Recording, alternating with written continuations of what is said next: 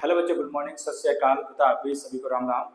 आज हम बात करने वाला है चैप्टर फर्स्ट सॉल्यूशन के अंदर पार्ट नंबर 6 के बारे में। और चैप्टर नंबर 5 तक हमने वास्तव तक क्लियर कर लिया था। आज हम बात करने वाले हैं अणुसंख्यक गुणधर्म के बारे में। ये जो टॉपिक है, ये टॉपिक आपके चैप्टर के अंदर बहुत ही खास होने वाला है, क्योंकि इस चैप्टर में से बहुत सारे न्यूमेरिकल क्वेश्चन आपके बनते हैं और जो 12th बोर्ड के अंदर हो जाते हैं।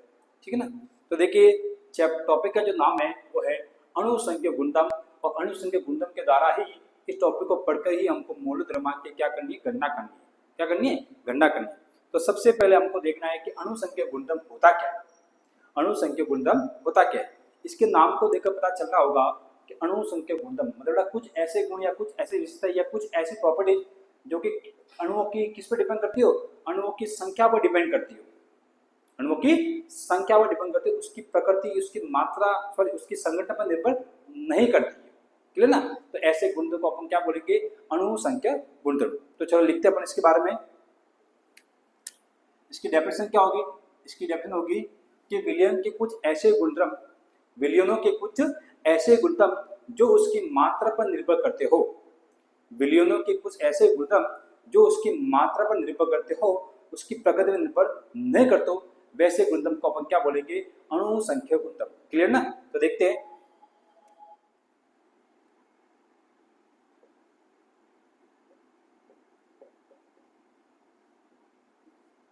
विलयनों के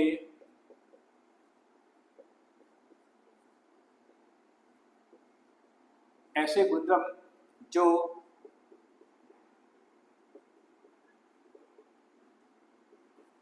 विलय की मात्रा पर निर्भर करते हो।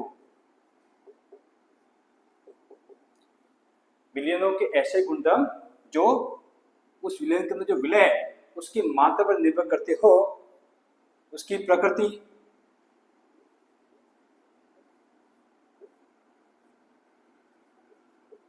उसकी प्रकृति व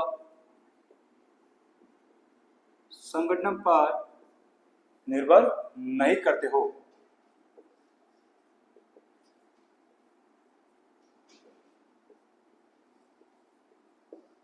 निर्भर नहीं करते हो। ऐसे गुणधर्म को अपन क्या बोलते हैं? ऐसे गुणधर्म को अपन अणुसंख्यक गुणधर्म कहते हैं। अणुसंख्यक गुणधर्म कहते हैं। कहने बात मतलब आपको पता है विलयन जो होता है, विलयन आपके विलय और विलायक से मिलकर बना होता है। अब वहां पर जो विलयन की जो प्रॉपर्टी आ रही है, अगर वो विलयन की सारी प्रॉपर्टी किस पे डिपेंड आ रही है? विलय की मात्रा के ऊपर। हमने उसके अंदर विलय कितना डाला है, अब उस मात्रा के ऊपर बड़ा सारी प्रॉपर्टी अगर निकल के आ रही है ना, तो उस पे उससे गुणधर्म को हम बोलेंगे अणुसंख्यक गुणधर्म। विलय की नेचर कैसी है और विलय का संघ कैसा है, उसके बाद उसके बड़ा कोई भी लेना देना नहीं है। क्लियर ना। तो ये होता है अणुसंख्यक गुणधर्म। अब बात करते हैं अपन कि विलयन के अणुसंख्यक गुणधर्म कौन कौन से होते हैं।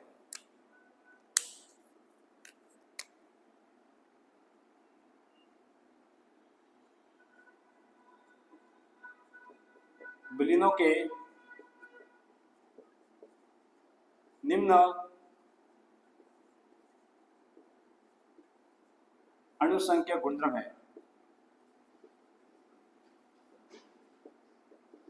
विलयनों के अणुसंख्यक गुणधर्म निम्न है। कौन कौन से देखना होगा आपको? सबसे पहला जो गुणधर्म है वो है विलायक के वास्तव में आपेक्षिक अवनमन। पहला जो गुणधर्म है वो है विलायक के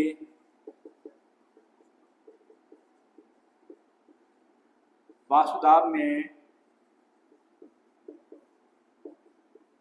आपेक्षिक अवनमन। विलायक के वास्तव में आपेक्षिक अवनमन। दूसरा जो है वो है क्वथनांक उन्नयन। विलायक का क्वथनांक उन्नयन। तीसरा जो है वो है हिमांक अवनमन। या अपन कह सकते हैं विलायक का हिमांक अवनमन। और चौथा जो अणुसंख्यक गुणधर्म है वो है परासरण दाब, ऑस्मोटिक प्रेशर। ये चार जो अणुसंख्यक गुणधर्म है विलयनों के, वो हमको पढ़ने हैं। इन चारों गुणधर्म के अंदर बहुत सारे क्वेश्चंस आते रहते हैं, और चारों टॉपिक बहुत इजी है, इनको step by step one by one clear करते हैं। सबसे पहले अपन लेते हैं विलेयन के वास्तव में आपेक्षिक अवनमन, ठीक है, relative loading in the vapour pressure of the solvent. Clear, तो हम शुरू करते हैं। पहला विलायक के वास्तव में आपेक्षिक अवनमन टॉपिक है अपना, विलायक के वास्तव में आपेक्षिक अवनमन, ठीक है ना। अब इसको बड़ा अवनमन का मतलब क्या होता है? अवनमन का मतलब होता है कमी होना, क्या होना? कमी होना। अब इस कमी को अपन सकते हैं कि वास्तव में जो कमी आई है वो कमी किस कारण से आई है। चलो इसके लिए अपन एक प्रैक्टिकल करते हैं। जैसे कि देखिए मैंने यहाँ पर एक चैम्बर ले लिया, ठीक है, इस चैम्बर के अंदर मैं भरता हूँ विलायक, क्या भरता हूँ? विलायक भरता हूँ, ये मैंने भर दिया इसके अंदर विलायक, विलायक ए, विलायक कौन सा भरा? ए। अब मैं इस चैम्बर को क्या करता हूँ, इस चैम्बर को मैं इस पात्र को ऊपर से कर लेता हूँ बंद, ठीक है। यहाँ पर अब मैं अगर इस विलायक को मैं गर्म करूंगा, अगर इसको नीचे से हीट करूंगा तो इसकी क्या बनना शुरू हो जाएगी? वाष्प। क्या बनना शुरू हो जाएगी? वाष्प। और आपको पता है इसमें सिर्फ शुद्ध विलायक है, और शुद्ध विलायक के चारों जो वाष्प उत्पन्न है उस वाष्प आपको बोलते हैं PA0। क्या बोलते हैं? शुद्ध विलायक का जो वाष्प होता है उस वाष्प को अपन क्या बोलते हैं? PA0। क्लियर, यहाँ तक आपको पता ही है। अब देखिए अपन ने एक लिया दूसरा पात्र,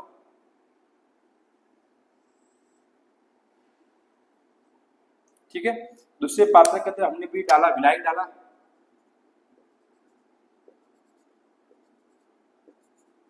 क्यों ना विलायक डाला, विलायक मतलब सॉलिड डाला, और विलायक के अंदर हमने डाल दिया अविलय। क्या डाल दिया? अविलय। और विलय यहाँ पर जो लिया है वो कैसा लिया है? विलय यहाँ पर जो लिया वो लिया अवाष्पशील विलय, नॉन वेपराइज सॉलिड, अवाष्पशील विलय लिया। विलय बड़ा विलायक हमेशा ए होता है, तो विलय क्या होगा? बी होगा, ठीक है। और इसको मैंने डाल करके इसको बड़ा ऊपर से मैंने कवर कर दिया है, ठीक है। अब जैसे मैंने इस विलायक के अंदर, विलायक जो ए है, इस विलायक के अंदर मैंने non vaporise solid means B डाला, तो बड़ा ये क्या बन गया? ये बन गया एक सॉल्यूशन। क्या बन गया है? ये बन गया एक सॉल्यूशन, बन गया विलय बन गया, ठीक है। अब इसका जो वास्तव होगा वो बड़ा वास्तव सिर्फ विलय का ही नहीं होगा, वो किसका होगा? सॉल्यूशन का होगा, PS का होगा। यहाँ पर क्या करना, अब आपको समझना है इसका जो वास्तव PA0 होता है और इसका जो वास्तव वो PS है, दोनों में फर्क क्या है आपको देखना है।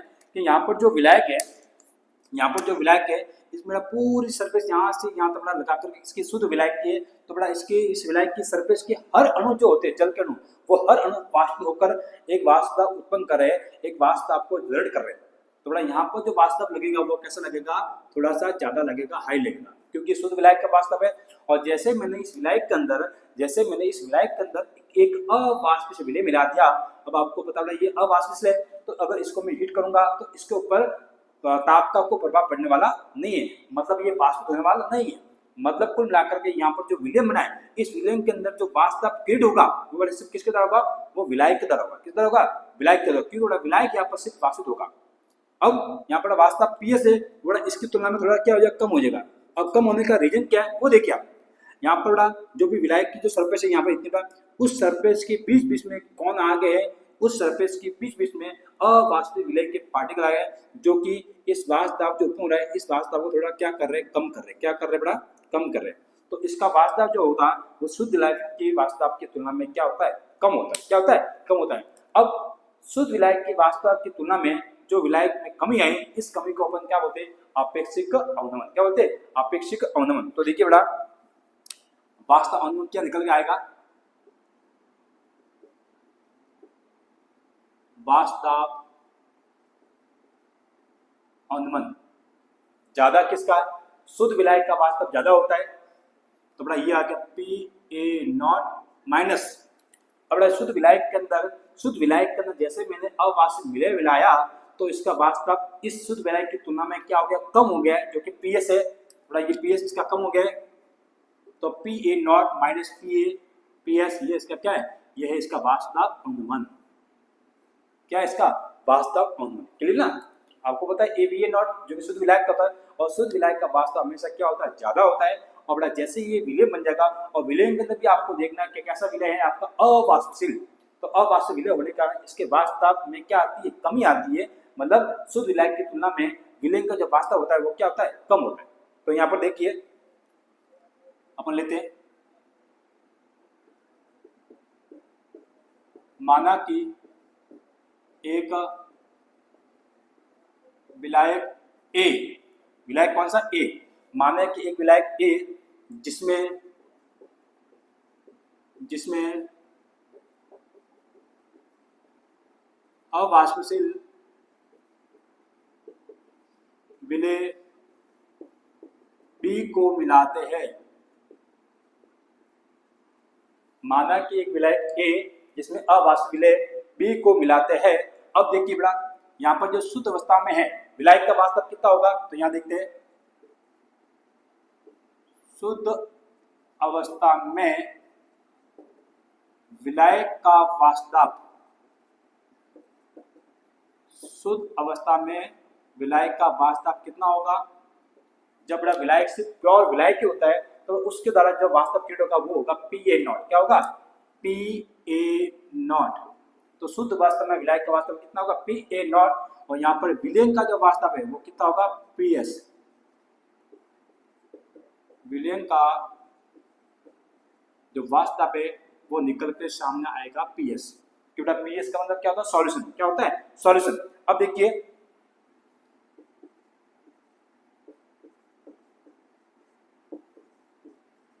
जब किसी शुद्ध विलायक में, और शुद्ध विलायक कौन है, ए, तो जब किसी शुद्ध विलायक में अवाष्पशील विलेय मिलाया जाता है तो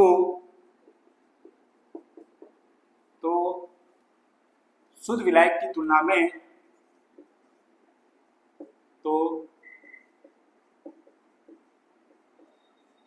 शुद्ध विलायक की तुलना में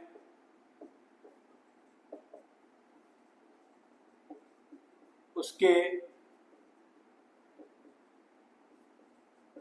वाष्पदाब में कमी आती है। इस कमी को ही क्या कहते हैं, इस कमी को ही वाष्पदाब अनुमान कहते हैं। क्लियर ना, क्या बोला था, जैसे हमको बताया कि शुद्ध विलायक का वास्तव Pa0 होता ही है और विलेन का वास्तव Ps है, लेकिन जब कि शुद्ध विलायक के अंदर हम अवाष्प विलेय मिलाते हैं तो उसके वास्तव में बड़ा शुद्ध विलायक की तुलना में उसके वास्तव में क्या आती है, थोड़ी सी कमी आती है। ये जो कमी आई इसी कमी को हम क्या बोलते हैं, वाष्पदाब अवनमन। क्या होते हैं, वाष्पदाब अवनमन, जो क्या आता है Pa0 माइनस Ps। ओके, अब यहाँ पर देखना है, यहाँ पर भाई साहब आएगा राउल्ट का नियम। क्या आएगा, राउल्ट। और राउल्ट का नियम कहता है, राउल्ट कहता है कि किसी भी विलयन का जो वास्तव है, किसी भी विलयन का जो वास्तव है वो उसी विलायक के मूल अंश, उस विलायक के मूल अंश के समानुपाती होता है। क्या होता है, उस विलायक के मूल अंश के समानुपाती होता है। और यहाँ पर आएगा राउल्ट, राउल्ट के नियमानुसार, राउल्ट नियम क्या है कि किसी विलयन का वास्तव, किसी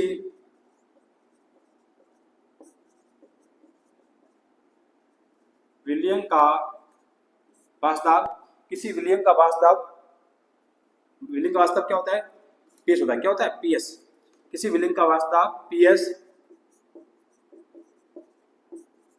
विलायक के मूल अंश या मूल भिन्न बोल सकते हैं, विलायक के मूल अंश मतलब x के क्या होता है, समानुपाती होता है। ये हम लिख सकते हैं कि बेटा किसी भी विलयन का जो वास्तव Ps है वो उस विलायक के मूल अंश मतलब x के क्या होगा, समानुपात होगा। ठीक है, तो देखिए यहाँ पर विलयन का वास्तव क्या है, विलयन का वास्तव है Ps, जो समानुपात किसका है, समानुपात है विलायक के, किसके, विलायक के। और विलायक क्या होता है, ये समानुपात है विलायक, और विलायक होता है A। क्या होता है, तो विलयन का वास्तव Ps जो बड़ा विलायक के मूल अंश x के क्या होता है, समानुपात। ठीक है बा, जैसे मैं इस इक्वेशन को खोलूंगा तो बड़ा ये आपस में आ जाएगा Ps is equal to Pa0 into x है। समानुपात के निसंग खोलता हो तो बड़ा ये आएगा पी ए नॉट, जो कि क्या है, शुद्ध विलायक है। क्योंकि आपको पता है इसका जो विलायक का वास्तव में जो कमी आई है वो किस कारण से है, शुद्ध विलायक की तुलना में आई है। किसका है, शुद्ध विलायक की तुलना में इसमें जो कमी आई उस कमी को होता है वाष्प में अवनमन। क्या होते हैं, अवनमन। अब आपको सुनना है पी एस बराबर P A not into X आ गया।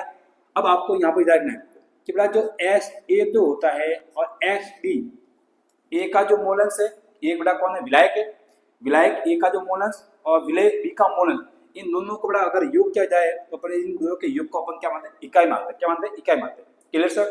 अब यहाँ पर देखो हमको क्या दे रखा, एक्स ए, तो इसमें से हमको एक्स ए निकालना है। अगर इसमें से हमको एक्स ए निकालना है तो एक्स भी जाएगा इधर, वो भी हो जाएगा माइनस में, तो ये हो जाएगा 1 माइनस एक्स बी हो जाएगा ना। अब मैं क्या करूँ, इसकी वैल्यू में चुपचाप से यहाँ पुट करूंगा तो बड़ा इक्वेशन बन जाएगी पी एस बराबर पी ए नॉट, बड़ा यहाँ पर आ जाएगा 1 minus X B, 1 minus X B. यहाँ तक क्लियर है। अब देखिए आप ये जो ब्रैकेट है और ब्रैकेट के बाहर दे रखा आपका पी ए नॉट। ओके, अब पी ए नॉट का बड़ा क्या होगा, जैसे ब्रैकेट में ओपन करूंगा तो पी ए नॉट का मल्टीप्लाई 1 से भी होगा और पी ए नॉट का मल्टीप्लाई एक्स ए से भी होगा। तो देखिए इक्वेशन निकल के सामने आएगी पी एस बराबर पी ए नॉट का मल्टीप्लाई 1 से, तो पी ए नॉट का पी ए नॉट हो गया माइनस का माइनस, और पी ए नॉट का मल्टीप्लाई एक्स बी से, तो ये हो जाएगा P A not into X B into X B. Okay, यहाँ तक क्लियर है। अब देखना ये बड़ा पी एस है, ये पी ए नॉट है, जबकि ये क्या है, एक पूरा कंपाउंड, तो अपन क्या करें, इसको अपन इधर एक्सचेंज कर दें। जैसे मैंने इसको इधर एक्सचेंज करूंगा तो बड़ा ये बन जाएगा माइनस में, क्या हो जाएगा, तो देखिए ये P A not minus P S बराबर P A not into X B. Okay, ये कुछ हो गया, मैंने इसको इधर एक्सचेंज किया तो बड़ा ये आके माइनस में। अब आप देखना, अब मुझे बड़ा इसमें से यहाँ पर जो आपको देखना है कि यहाँ पर जो वास्तव में जो अनुमान आया, विलयन के वास्तव में जो कमी आई है, विलयन के वास्तव में जो कमी आई है वो किस कारण आई है, उसको डिपेंड सीधा कारण है अवास्तविक विलय। क्योंकि आपको पता है जैसे जब तक इस विलयन में अवास्तविक विलय नहीं था तो ये यहाँ पर सिर्फ विलायक था, और विलायक का वास्तव तो उल्टा ज्यादा होता है। लेकिन जैसे मैंने इस विलायक के अंदर अवास्तविक विलय मिलाया तो इसके वास्तव में क्या ये कमी आई है, तो बड़ा हमको देखना है जब ये तो वास्तविक हो जाएगा लेकिन इस विलयन के अंदर अवास्तविक विलय है वो यहाँ पर भी ठोस सकता पड़ा रहेगा, क्योंकि ये अवास्तविक से वास्तविक होने वाला नहीं है। तो हमको क्या है, इसका मोलस निकालना है।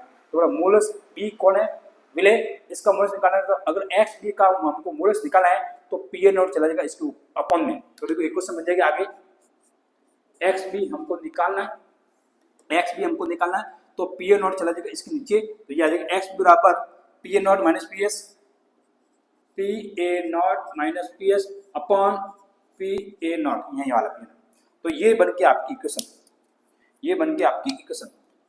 और इस इक्वेशन से सिद्ध क्या होता है, इस इक्वेशन से क्या होता है, इस इक्वेशन से होता है कि राउल के नियम क्या कहते हैं कि किसी अवास्तविक विलयन को के वास्तव में जो अवनमन है वो उसकी मूल विल के समान होता है। ये बेटा क्या है, ये जो है यहाँ पर है ये वाला, ये है आपेक्षिक अवनमन। वास्तव में कैसा है, आपेक्षिक अवनमन। तो राउल कहते हैं बेटा इस समीकरण से क्या होता है, मैं यहाँ लिख लेता हूँ, राउल के अनुसार,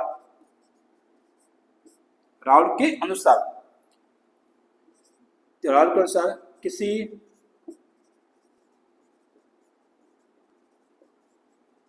अवास्तविक विलय युक्त विलयन का, विलय युक्त विलयन का वास्तव उस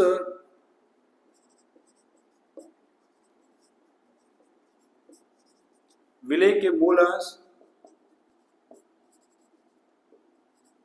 विलय के मूलस जो कौन है एक्स बी के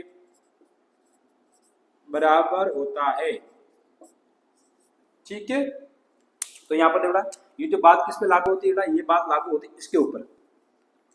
ये जो पूरा है P A not minus P A upon P A not, ये क्या है, ये है वास्तव में आपेक्षिक अवनमन। और ये वास्तव में जो आपेक्षिक अवनमन है वो किसका, विलय का है। तो ये वास्तव में जो आपेक्षिक अवनमन है वो उस विलय की मूल अंश के क्या होता है, बराबर होता है। ये मैंने लिखा है कि राउल के अनुसार किसी अवास्तविक विलय युक्त विलयन का, ये इसका जो वास्तव है वो उस विलय के मूल अंश के बराबर होता है। आगे यहाँ तक अब आपको देखना है मोल स्क्वायर होता है बेटा, इक्वेशन आगे चलेगी, आगे हम पढ़ाते हैं। एक बार ये उतार दो,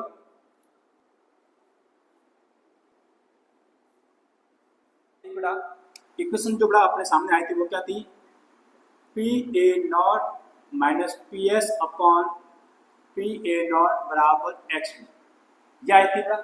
मतलब बड़ा ये जो विलय का जो आपेक्ष अनुमान आ रहा है वो उस विलय के मूल अंश के बराबर होता है, ये आए बड़ा। अब हमको देखना है चूंकि एक्स भी किसका है बड़ा, विलय का मूल अंश। अगर हमको विलय का मूल अंश निकालना है तो बड़ा जिसका मूल अंश निकालना है उसके मूल तो रख दो ऊपर, और नीचे क्या आएगा, विलयन के कोण मूल। और विलयन में क्या होता है, विलयन में बड़ा एन ए भी होता है और विलयन के अंदर एन बी भी होता है। ये आपको बड़ा मैंने पढ़ाया था कि बड़ा जिसका भी मूल अंश निकालना है, जिसका भी मूल फ्रैक्शन निकालनी है, थोड़ा मूल अंश जिसका भी निकालना है, बी का निकालना है, थोड़ा बी का निकालना, बी के मूल तो रहेंगे ऊपर और नीचे आएगा विलयन का। और विलयन में कंपोनेंट कौन कौन से, विलयन में बड़ा कंपोनेंट ए जो कि विलायक है और बी जो कि विलय है। तो बड़ा टोटल मूल आएगा नीचे और ऊपर जिसका आएगा जिसका मूल अंश निकालना है। तो एक्स बी की value N B upon N A plus N B की इक्वल होती है। तो मैं क्या कर सकता हूँ, इस वैल्यू को मैं क्या पुट कर सकता हूँ, इस वैल्यू को मैं एक्स बी की जगह पुट कर सकता हूँ। थोड़ा इक्वेशन निकल के सामने आएगी, P A not minus P S upon P A not बराबर इस एक्स बी की जगह ये आ जाएगा N B upon N A plus N B. Okay, अब आपको देखना है दोनों विलय के लिए, यदि विलय कैसा हो, तनु हो। मतलब जब विलय तनु होगा, जब विलय तनु होगा तो आपको पता है विलय ए के अंदर जब विलय तनु होगा, तनु का मतलब क्या होता है, पतला पतला सॉल्यूशन। और जब पतला सॉल्यूशन होगा तो विलय ए के अंदर बी विलय की मात्रा क्या होगी, बहुत ही कम होगी। क्या होगी, बहुत ही कम होगी। तो फिर यहाँ पर लिखते हैं कि बी के जो मोल है वो कम है, कम है, कम है, कम है किसके, ए के मोल से। तो अपन ये मान सकते हैं कि ए की तुलना में बी के जो मोल है बिल्कुल न के बराबर है, हम मान सकते हैं जीरो। बड़ा एन बी यहाँ पर क्या हो जाएगा, जीरो हो जाएगा। तो बड़ा यहाँ पर आ जाएगा, इसको समझेगी P A not minus P S upon P A not, ये ऐसा कैसा बराबर, यहाँ पर एन बी रहेगा और यहाँ पर एन बी है जो कि इस विलायक की तुलना में बहुत ही कम है, इसलिए यहाँ पर ये तो हो जाएगा शून्य और यहाँ पर रह जाएगा एन ए, क्या रह जाएगा एन ए। यहाँ तक क्लियर है। अब देखो बड़ा चूंकि बड़ा एन बी क्या बड़ा, ये बी का मोल, किसका मोल है, बी का मोल। अगर हमको किसी का भी मोल निकालना है, अगर हमको किसी का भी मोल निकालना है तो उसका फॉर्मूला क्या होता है, given mass upon molar mass. तो बड़ा बी का मोल निकालना है तो बी का मास अपॉन मोलर मास। ओके, उसी प्रकार अगर हमको एन ए का निकालना है तो बड़ा एन का सॉरी एन ए का मास अपॉन ए का मोलर मास। सिंपल है ना, गिवन मास अपॉन मोलर मास, कुछ नहीं करना, एन बी की वैल्यू यहाँ रखनी है और एन ए की वैल्यू यहाँ रखनी है।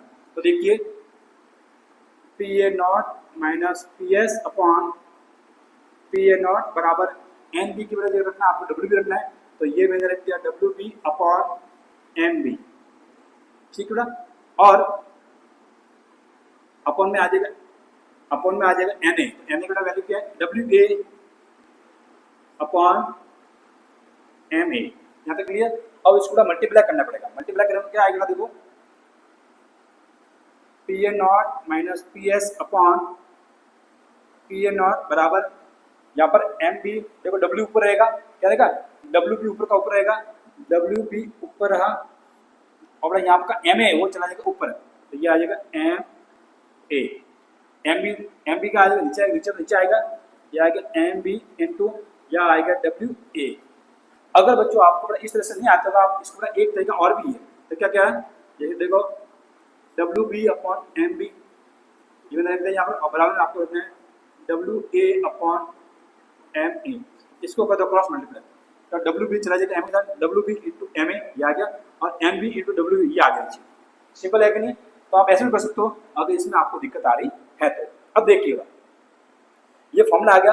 अब हमको इसमें से क्या निकालना है, हमको इसमें से निकालना है मोलर द्रव्यमान की गणना करनी, और मोलर द्रव्यमान की बड़ा गणना उसकी होगी जो कि सॉल्यूशन में बचा रहेगा। अब आपको पता है मैंने उस विलायक के अंदर मैंने मिलाया था अवाष्पशील विलय, क्या मिलाया था, अवाष्पशील विलय मिलाया था। मतलब उस विलायक के अंदर जो विलय बन चुका था, तो विलय में से जो विलायक होगा वो तो वाष्प में तो उड़ जाएगा, और जो पात्र में जो बचा रहेगा वो कौन बचा रहेगा, वो बचा रहेगा अवाष्पशील विलय। तो जो बचा है उसको हमको मोलर द्रव्यमान की क्या करना है, गणना करना है। जो बचा है कि वो कितना बचा है, तो हमको बड़ा निकालना है मूलद द्रव्यमान किसका, विलय का, और विलय क्या होता है बी, क्या होता है बी, तो हमको बड़ा इसमें से बी निकालना है, ये वाला ये निकालना है। तो कुछ नहीं करना, आपको करना वज्र गुना, क्या करना है वज्र गुना, तो यहाँ लिखेंगे वज्र गुना करने पर बड़ा, देखो इक्वेशन निकल के सामने बड़ा, इसका मल्टीप्लाई इससे इसका मल्टीप्लाई, तो ये आएगा P A not minus P S, P A not minus P S बराबर sorry into P A not P S into M B into W A, M B into W A बराबर बराबर ये का P A not, ये आएगा P A not into W B into M B M A, ये आएगा W B into M A. Clear, हमको निकालना क्या है, हमको निकालना है एम बी, क्या निकालना है, हमको निकालना है बी का मोलर द्रव्यमान, मतलब जब ये निकालना हो तो ये और ये सारी इसके क्या जाएगी, दिशा लगेगी, तो बड़ा अपना फॉर्मूला आ जाएगा एम बी बराबर P A not into W B into M A upon बड़ा कौन आएगा P A not minus P S, P A not minus P S into ये बच्चा डब्ल्यू ए, ये आ गया। तो ये आपका आ गया फॉर्मूला, इसको बड़ा अगर आपको विलय का मोलर द्रव्यमान निकालना है, बड़ा विलय का मोलर द्रव्यमान निकालने का फॉर्मूला आ गया। ये क्या है, विलय का मोलर द्रव्यमान, समझ आ गया, ये बड़ा विलय का मोलर द्रव्यमान निकालने का फॉर्मूला है। तो यहाँ तक डायरेक्ट समझ में आ गई आप क्या होगा, तो ये आपका हो गया विलय का सॉरी विलय के वास्तव में आपेक्षिक अनुमान, वो आपेक्षिक अनुमान जो आया वो सिर्फ और सिर्फ उस विलय के अंदर मिलने वाले या घुलने वाले या मिलने वाले अपार्श्विक विलय के ऊपर डिपेंड करता है। ठीक है यहाँ तक। तो अब देखिए बच्चों, अब अपना सेकंड जो टॉपिक है, सेकंड जो अनुसंधान गुणधर्म है वो है क्वथनांक में उन्नयन। क्या है, क्वथनांक में उन्नयन। चलो इसकी बात कर लेते हैं अपन।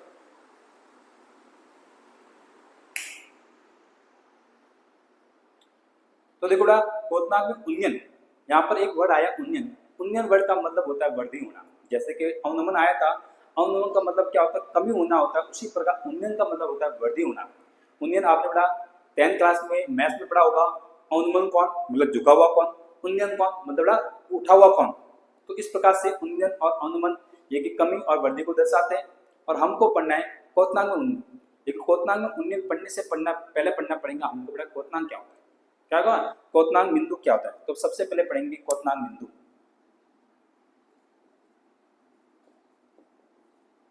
क्वथनांक बिंदु, अब देखिए बच्चा, आपने अब तक 10th तक या 8th तक तो आपने क्वथनांक की परिभाषा क्या पढ़ी होगी कि क्वथनांक का मतलब क्या है कि द्रव, क्वथनांक मतलब क्या होता है, द्रव को इतना ताप दे दिया जाए, यहाँ पर उसे कि द्रव का वह ताप जिस ताप पर कोई द्रव वस्तु वाष्प अवस्था में बदल जाए, उस बिंदु को अपन क्या बोलते हैं, उस बिंदु को अपन क्वथनांक बिंदु बोलते हैं। लेकिन अब ये डेफिनेशन चलने वाली नहीं है, क्योंकि बेटा आप 12th लेवल में आओ तो बेटा 12th में स्टैंडर्ड अगर हाई हो गया है तो आपकी लैंग्वेज और आपकी डेफिनेशन भी क्या होना चाहिए, चेंज। तो देखिए बेटा क्या हो गया इसकी परिभाषा, कि वह ताप जिस पर किसी द्रव का वाष्प, वह ताप जिस पर किसी द्रव जो कि हमने लिया है, वह ताप जिस पर किसी द्रव का वाष्प उसके वायुमंडलीय दाब के बराबर हो जाए, उस ताप को क्या बोलेंगे, उस ताप को बोलेंगे क्वथनांक। क्या बोलेंगे, क्वथनांक। ठीक है। अब हमको बताए कि बड़ा जो भी द्रव लेते हैं अगर उसका वाष्प वायुमंडलीय ताप के बराबर नहीं है, उससे कम है, बड़ा टेंशन नहीं है, उसको बड़ा बराबर करने के लिए उस विलायक को हमको क्या देना पड़ेगा, ताप देना पड़ेगा। तो उसके ताप में जो वृद्धि कर रहे हैं, उसका ताप जो भी पहले होगा अब उसके ताप में जो भी वृद्धि करे उस वृद्धि क्या होगी, क्वथनांक उन्नयन होगा। क्या होगा, तो सबसे पहले लिख लेते हैं क्वथनांक क्या होता है। तो देखता हूं,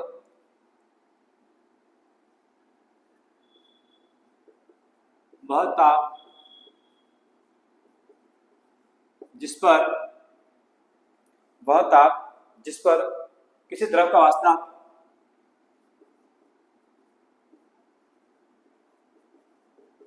जिस पर किसी द्रव का वाष्प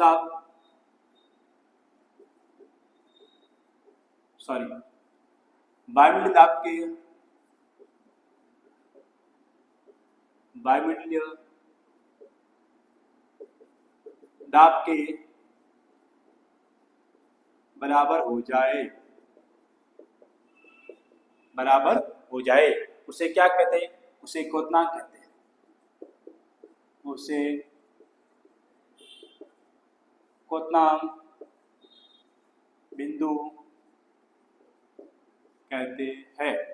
ठीक है ना, कि वह ताप जिस पर किसी द्रव का जो वाष्प है ना, वो वायुमंडलीय दाब के बराबर हो जाए तो उसे क्या कहेंगे? क्वथनांक कहेंगे। क्या कहेंगे? क्वथनांक। अब हमको समझा क्वथनांक उन्नयन क्या होता है। अब पढ़ते हैं अपन क्वथनांक उन्नयन। क्वथनांक उन्नयन ये क्या होता है? बहुत सिंपल चीज है बेटा। इसको समझने के लिए अपन को एक लेना पड़ेगा पात्र। तो अपन ने ये ले लिया पात्र, यहाँ तक क्लियर बेटा? ओके। पात्र के अंदर मैं बढ़ता हूँ विलायक। क्या बढ़ता हूँ? विलायक। ये लो मैंने पढ़ दिया विलायक, ये है विलायक। और विलायक को अपन मानते ए। क्या मानते? ए। और विलायक को बढ़ने के बाद मैं इसको ऊपर से कर लेता हूँ कवर। क्या कर लेता हूँ? कवर कर लिया। कवर कर लिया। अब कवर करने के बाद अगर मैं इसको नीचे से गर्म करूंगा, अगर मैं इसको नीचे से गर्म करूंगा, थोड़ा इसमें से क्या बनने लगेगी? वाष्प। क्या बनने लगेगी? वाष्प। ये वाष्प बन रही है, ठीक है बेटा? और इसका जो वास्तव होगा, चूंकि ये वास्तव सिर्फ शुद्ध विलायक के द्वारा ही लग रहा है, चूंकि इसका जो वास्तव है वो ओनली फॉर विलायक के द्वारा ही लग रहा है, तो यहाँ पर होगा शुद्ध विलायक का वास्तव जो होगा कि होता है PA0। क्लियर? PA0। और वो हमको पता है शुद्ध विलायक का वास्तव हमेशा क्या होता है? ज्यादा होता है। क्या होता है? ज्यादा होता है। ठीक है, यहाँ तक क्लियर? अब हम लेते हैं एक दूसरा पात्र। इसके अंदर भी बढ़ते अपन विलायक।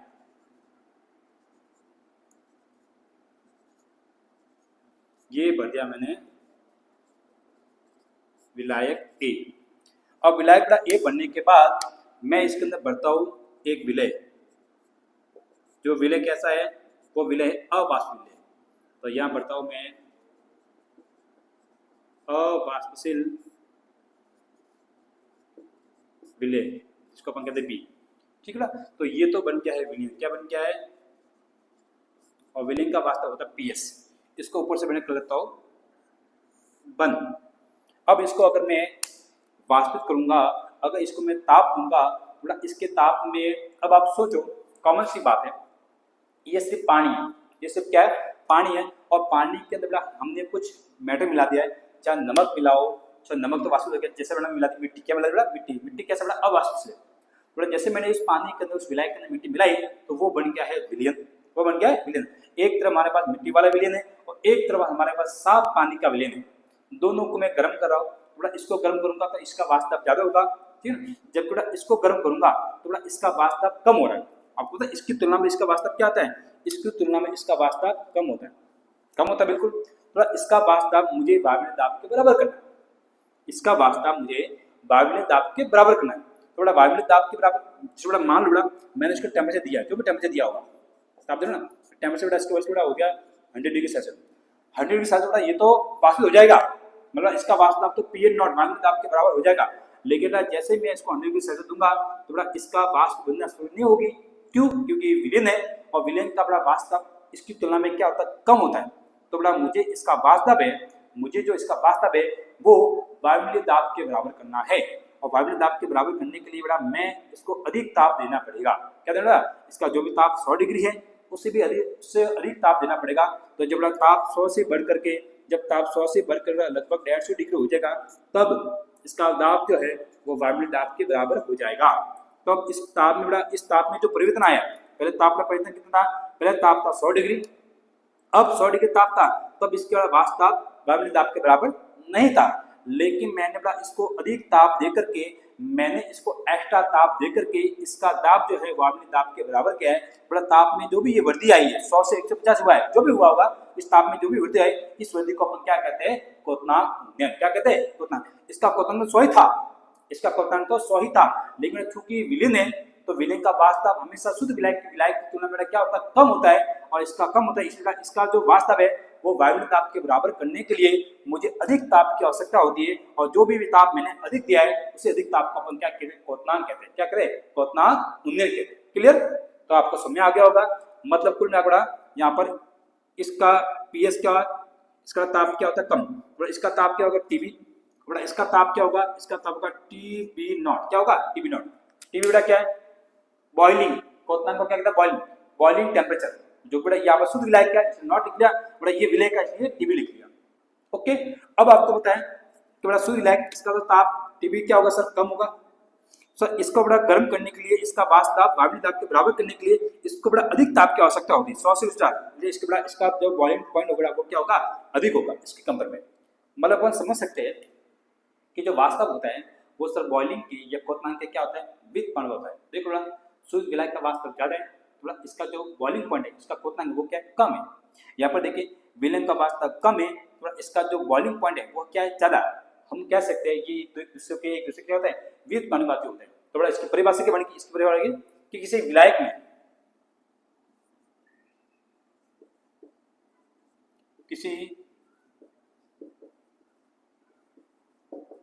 में अवाष्पशील विलय मिलाने पर, किसी विलायक में अवाष्पशील विलय मिलाने पर, अवाष्पशील विलय मिलाने उसका क्वथनांक बढ़ जाता है। विलय मिलाने पर उसके क्वथनांक में वृद्धि होती है। इसके क्वथनांक में क्या होती है वृद्धि होती है, जिसे क्वथनांक उन्नयन कहते हैं। जिसे क्या कहते हैं, जिसे क्वथनांक उन्नयन कहते हैं। यहाँ तक क्लियर बेटा, यहाँ तक क्लियर है आपको। कुछ नहीं बेटा कि जब किसी विलायक में, ये विलायक है, जब किसी विलायक में अवाष्पशील विलय मिलाएंगे थोड़ा उसके वाष्प दाब घटता है, और उसके वाष्प दाब को वायुमंडलीय दाब के बराबर करने के लिए उसके क्वथनांक में, उसके टेम्परेचर में, उसके ताप को हमको बढ़ाना पड़ता है। थोड़ा ताप में जो भी वृद्धि हुई है उसी वृद्धि को अपन क्या होते हैं क्वथनांक उन्नयन बोलते हैं। क्या बोलते हैं क्वथनांक उन्नयन। ठीक है, अब आपको देखना है कि यहाँ पर शुद्ध विलायक का वाष्प दाब कितना है, शुद्ध विलायक का क्वथनांक कितना है। शुद्ध विलायक का क्वथनांक, शुद्ध विलायक जो कि ये शुद्ध विलायक का क्वथनांक है टीबी नॉट, तो बेटा ये हो जाएगा टीबी नॉट। फिर यहाँ लिखेंगे विलयन का, ये जो बड़ा विलयन, क्या लिखेंगे विलयन का क्वथनांक जो कि होता है टीबी। क्या होता है टीबी। अब ये हो गया टीबी। अब आपको बताया विलयन का क्वथनांक विलायक के क्वथनांक से हमेशा क्या ज्यादा होता है, मतलब इसका जो क्वथनांक होता है ज्यादा, इसका क्वथनांक वो है बेटा कम। थोड़ा इसमें जो भी अंतर आए उस अंतर को अपन क्या बोलते हैं क्वथनांक उन्नयन। तो देखिए यहाँ पर क्वथनांक उन्नयन कितना होगा, क्वथनांक उन्नयन घटा थोड़ा ज्यादा कौन है, ज्यादा टीबी है तो ज्यादा में थोड़ा कम घटेगा, तो बड़ा क्वथनांक उन्नयन होगा टीबी माइनस टीबी नॉट। तो बड़ा ये आपका हो गया क्वथनांक उन्नयन। ठीक है, हो गया क्वथनांक उन्नयन। अब इस क्वथनांक उन्नयन को समझने के लिए अपन एक ग्राफ ले लेते हैं। क्या लेते हैं एक ग्राफ। तो देखिए ग्राफ बेटा क्या होगा, अब इसमें बेटा इसको समीकरण में जाएगी बेटा उन्नयन कितना है, मतलब डेल्टा टीबी, यहाँ पर वही टीबी माइनस टीबी नॉट। ठीक है, अब इसका अब देखिए हम इसके पीछे एक ग्राफ लेते हैं। तो ग्राफ को देखो आराम से देखना है, ये मैंने क्या वाई एक्सिस मतलब एक्स एक्सिस, और वाई के बेटा वाई के ऊपर लेना आपको वाष्प दाब लेना है, वाई के ऊपर आपको लेना है वाष्प दाब जो शुरू होता है यहाँ, और यहाँ पर लेना आपको एक वायुमंडलीय दाब 1 atm। ठीक है, और यहाँ पर ग्राफ जो खींचेगा वो आप खींचेंगे ताप केल्विन के बीच में। ठीक है बेटा, और यहाँ पर जो ग्राफ निकल के सामने आता है बेटा ग्राफ, ठीक है बेटा, ये जो ऊपर लाइन आ रही है बेटा वो लाइन आ रही है विलायक की, किसकी आ रही है, और नीचे जो लाइन है वो बेटा ग्राफ है विलयन का। अब सर इसको प्रूव कैसे करेंगे, है ना, इसको प्रूव इसी डायरेक्शन से करना है। देखो आराम से ध्यान रखना है, यहाँ पर विलायक का वास्तव ऑलरेडी विलायक का वास्तव ऑलरेडी वायुमंडलीय दाब के बराबर होता है। थोड़ा ये विलायक है, इसका बड़ा वास्तव ऑलरेडी विलायक के वायुमंडलीय दाब के बराबर है। ठीक है ना, अगर इसको बड़ा मैं एक्स एक्स को लेता हूँ तो ये आता है, इसको यहाँ लिख लेता हूँ ताप केल्विन के साथ। ठीक है, ये किसका विलायक का, और विलायक का वास्तव क्या होता है, विलायक का क्वथनांक कितना, सॉरी विलायक का कितना कितना टी बी नॉट, तो यहाँ पे लिख सकता टी बी नॉट। क्लियर।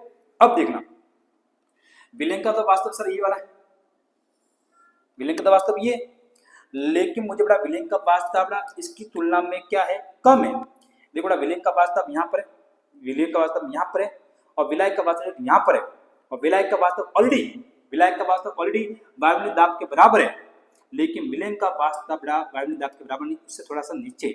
तो हमको विलयन का वास्तव वायुमंडलीय दाब के बराबर करने के लिए हमके और अधिक ताप की आवश्यकता होती है, हमें और अधिक ताप की आवश्यकता होती है। तो देखो ये विलयन का वास्तव जब आगे जाएगा तो यहाँ पर आएगा, तो ये इसका वास्तव यहाँ जाकर बराबर हो जाएगा, यहाँ पर जाकर यहाँ बराबर हो जाएगा, यहाँ जाकर के वायुमंडलीय दाब के बराबर हो जाएगा। अब इसको नीचे हम एक्स पे ग्राफ खींचते हैं, थोड़ा ये किसका, विलयन का, जो बड़ा ताप जब बढ़ाया ताप देखो यहाँ से यहाँ गया, थोड़ा इसका विलयन का जब क्वथनांक बढ़ा वो हो गया टीबी, क्या हो गया टीबी। अब आप सोचो, देखो ये विलायक का, और विलायक का क्वथनांक कम होता है, देख लो विलायक का क्वथनांक कम होता है, और बड़ा ये विलयन है, ये विलयन का है, और विलयन का क्वथनांक क्या है, इसकी तुलना में थोड़ा ज्यादा देख लो, तो विलयन का क्वथनांक होता है ज्यादा।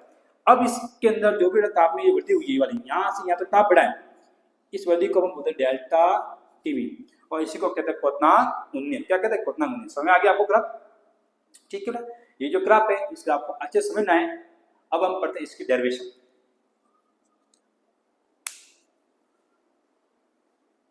अब देखिए बच्चों, क्वथनांक में उन्नयन है, उसका अपन डेरिवेशन देखते हैं।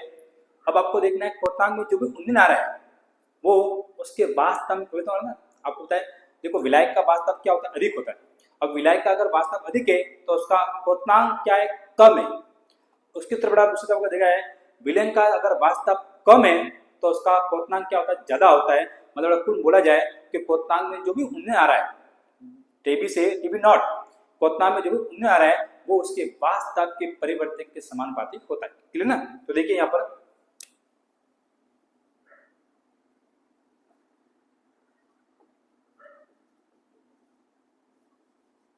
क्वथनांक में उन्नयन उसके वास्तव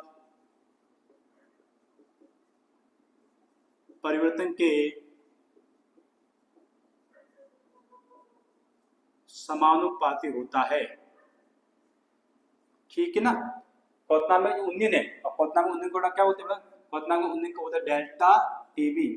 वो किससे समानता है, वास्तव परिवर्तन, परिवर्तन को बोलते हैं डेल्टा पी, पी बड़ा वास्तव है, और परिवर्तन को बोलते हैं डेल्टा। परिवर्तन को चेंजेस है, चेंजेस को पैसा हमेशा साइन करते हैं डेल्टा पी से, ठीक है ना। तो ये क्वेश्चन नंबर आ गई फर्स्ट।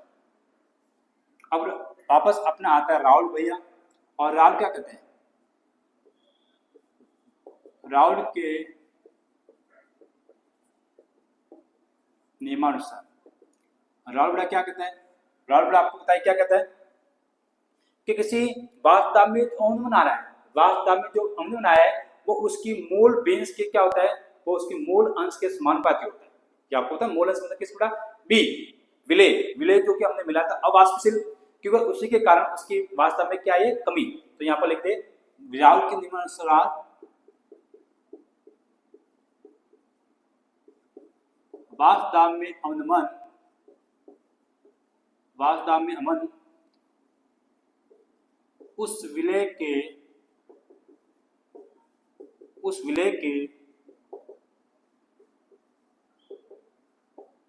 मूल अंश के समानुपाती होता है। ये लैम्डा अभी हमने पढ़ी है। वास्तव में अणु कितना है, डेल्टा पी आया, किसके समानुपात है, उस विलय की मूल अंश, मूल मतलब x, इसकी विलय की, और विलय को बोलते हैं x भी। क्वेश्चन नंबर 2 के लिए यहाँ तक आपको आराम से अपने बारीक समझना है। अब हम देखना है इक्वेशन 1 व 2 से। इक्वेशन नंबर 1 को आपको कंपेयर करना है तो डेल्टा टीवी जो कि डेल्टा पी के इक्वल है, और यहाँ पर डेल्टा पी जो कि एक्स ई बी के इक्वल है, इससे ये कट जाएगा तो बड़ा डेल्टा टीबी है जो एक्स बी के क्या हो जाएगा, इक्वल आ जाएगा। तो यहाँ पर लिख लेंगे डेल्टा टीबी समानुपात एक्स बी। समझ में आ गया आपको, जो सेम था उसको हमने कट कर दिया, तो आपका जो क्वथनांक में जो भी उन्नयन आ रहा है वो विलय की मूल अंश के समान होता है, और हमको पता है गौतम जो वृद्धि हुई है वो उस विलायक में विलय को मिलाने की कहानी हुई। ठीक है ना। अब देखते हैं, जैसे मैं इस समानुपात के निशान को खोलता हूं डेल्टा टीवी, तो बड़ा एक क्वेश्चन आएगा जिसका नाम है के बड़ा क्या है, के एक समानुपात स्थिरांक है, समानुपात स्थिरांक। ठीक है। अब देखिए बेटा, अब हमको ये भी बताइए कि यहां पर लिखते हैं, हम जानते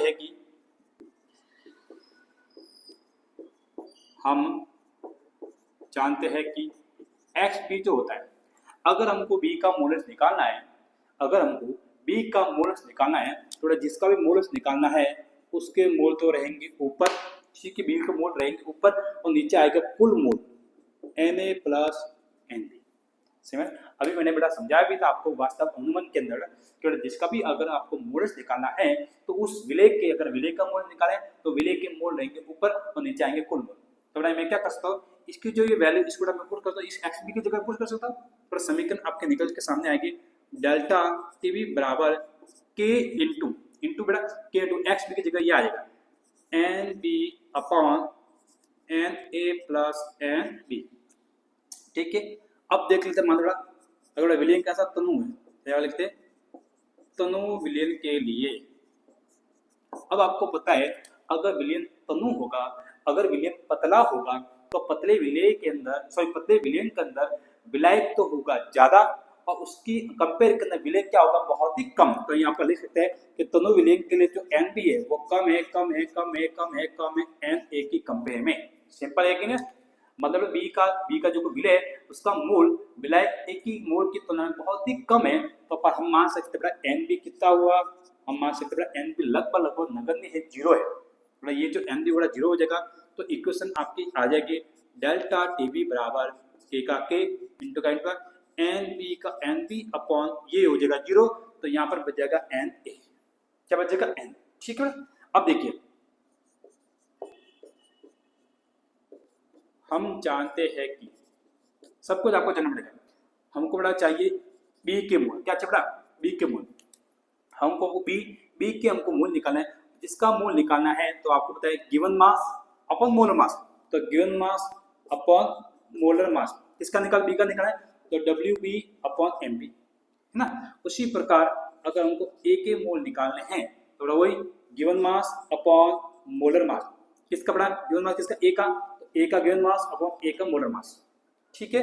इन दोनों के वैल्यू को मुझे यहाँ पुट करना है, तो समीकरण बन जाएगी आपकी डेल्टा टी बी बराबर के इंटू, इसको क्रॉस मल्टीप्लाई करना है, तो W B upon M B ये वाला इंटू में W A upon M A. अब क्रॉस मल्टीप्लाई हो जाएगा, थोड़ा इक्वेशन देखो क्या बन जाएगी, देखना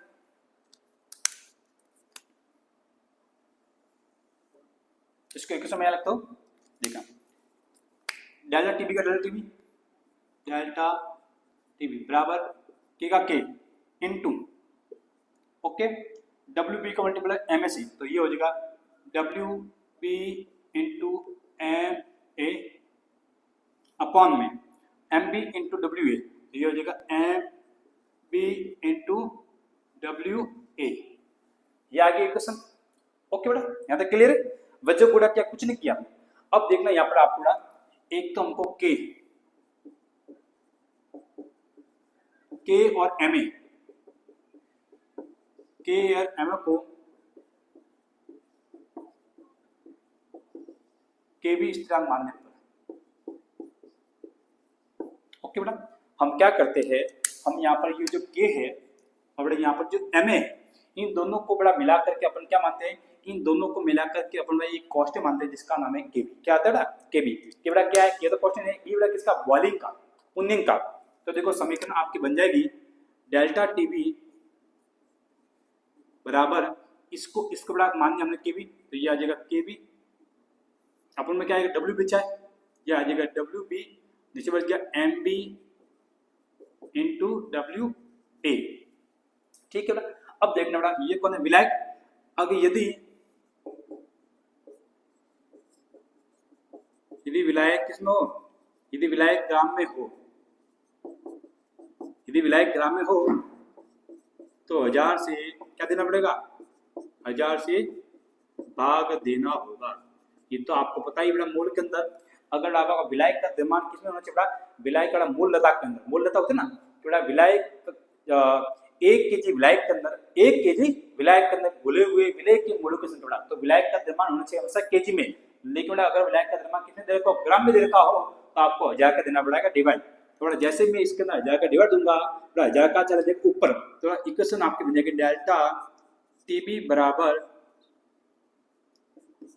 केबी अपॉन डब्ल्यू बी इंटू बड़ा 1000 ऊपर आ जाएगा, यहाँ का 1000 ऊपर जाएगा और नीचे आ गया M B into W A. Okay, अब यहाँ पर देखो ना, थोड़ा गौर से देखना है, ये वो चीजें दिख रही है, ये वाली चीज, इसको देखो ना, W B upon M B, W B upon M B, ये क्या है, ये भी बी का मोलर मास, सॉरी बी का गिवन मास और बी का मोलर, तो बड़ा ये क्या है, ये है विलेय के मोल, क्या है बेटा, ये है विलेय का मोल, और विलेय का मोल हम मानते इकाई, क्या मानते बेटा, विलेय का मोल हम मानते जैसे इकाई। ओके, अब हम विलेय का मोल अगर इकाई मान ले, अगर विलेय का मोल हम इकाई मान ले और अगर इसका इकाई मान ले, इसकी बड़ा वैल्यू क्या होगी, 1 होगी, और बड़ा विलायक का द्रव्यमान है बड़ा कितना है, 1 केजी, विलायक का जो द्रव्यमान है वो कितना है, 1 केजी, और 1 केजी बड़ा ग्राम कितने होते हैं, 1000, तो बड़ा यहाँ पर अगर 1000 है तो 1000 से 1000 कट जाएंगे, और इसका विलेय का जो मूल्य बड़ा वो हमने ऑलरेडी कितना मान लिया, इकाई मान लिया, तो यहाँ पर बड़ा 1 और यहाँ पर 1000 से 1000 कट जाएगा 1, तो क्या हो जाएगा, इसका पूरी समीकरण का मान कितने होगा, 1 हो जाएगा। याद रखना आपको, बड़ा वापस समझना, वापस समझा दो, देखो क्या किया है, बी बड़ा कौन है, विलेय, विलेय का द्रव्यमान और विलेय का मोल द्रव्यमान, इस दोनों को मान लेते हैं कि विलेय का मूल दे रखा हमको 1 मोल, कितना दे रखा है, विलेय का मूल दे रखा हमको 1 मोल। अब यहाँ पर विलायक का जो द्रव्यमान है वो हम लेते हैं 1 केजी में, और विलायक का जो 1 केजी उसमें ग्राम कितने होते हैं, 1000 होते हैं, जब बड़ा हम यहाँ पर 1000 रखेंगे तो 1000 से 1000 कट जाएंगे, और बड़ा पूरी समीकरण का वैल्यू कितनी आ जाएगी, 1, तो बड़ा यहाँ पर जो इक्वेशन बन जाएगी वो बन जाएगी डेल्टा टीबी बराबर के बी इंटू यहाँ पर आ जाएगा 1, क्या आ जाएगा 1, और यहाँ पर जो के बी है वो क्या है, के बी बड़ा मोलर, सॉरी मोलर उन्नयन स्थिरांक है, के बी जो है वो क्या है, मोलर उन्नयन स्थिरांक है। इसकी परिभाषा क्या होगी, इसकी परिभाषा होगी कि जब 1 केजी विलायक में, जब 1 केजी विलायक में विलेय के 1 मोल को, विलेय के 1 मोल को, विलेय के 1 मोल को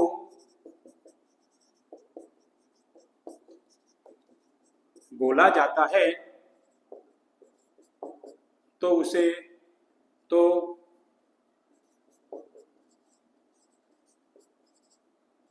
उस उन्नयन को, तो उस उन्नयन को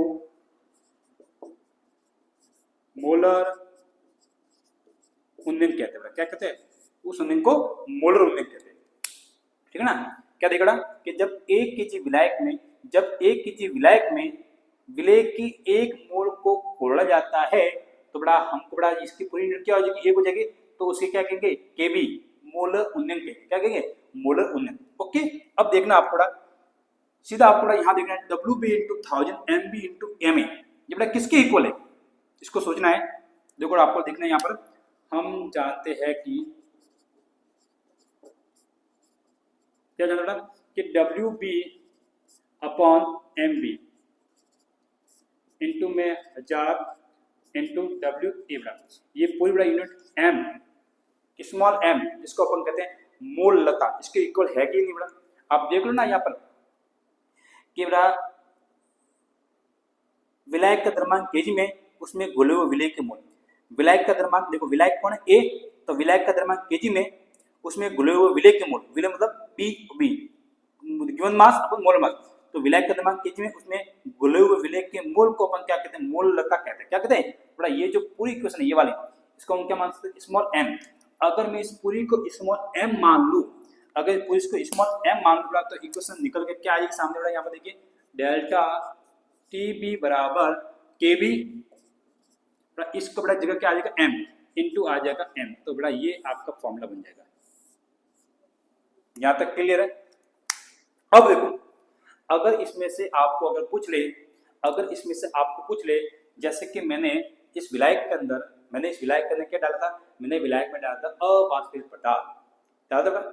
अब आपको बताया जैसे मैं ताप में बढ़ाऊंगा उस विलेन का ताप, क्योंकि ताप थोड़ा विलेन के विलेन के वास्तव में क्या थी, कमी थी।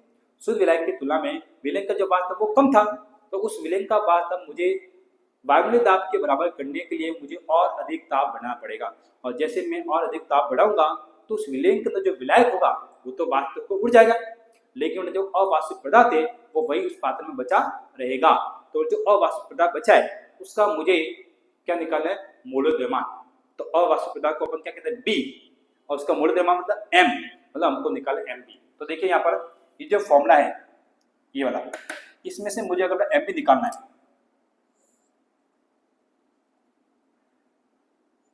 इसमें से क्या निकालना, मुझे एम बी निकालना, तो कैसे निकालना बेटा, देखो एम बी मैं यहाँ लिख देता हूँ, जगह नहीं मेरे पास, एम बी निकालना क्या निकालना। तो देखिए बेटा इस पूरे के नीचे इसको इक्वेशन में यहाँ लिखता हूँ वापस, डेल्टा टी बी बराबर के बी